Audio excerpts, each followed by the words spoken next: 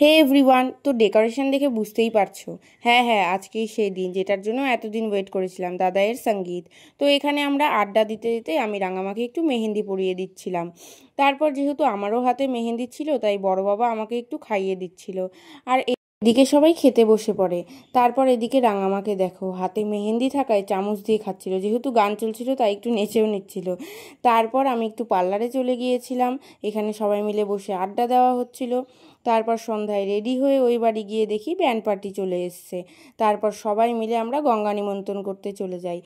গঙ্গা নিমন্ত্রণ করে ফিরে এসে উপরে সঙ্গীতের আয়োজন করা হয়েছিল, ওখানে গিয়ে দেখি সবাই চলে এসছে।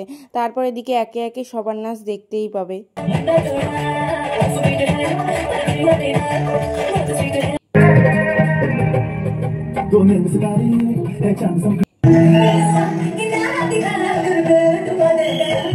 তারপর অ্যাট লাস্ট আমাদের ভাসান ডান্সই ভরসা, তাই সবাই মিলে আমরা সেটা ভাসান ডান্স করে।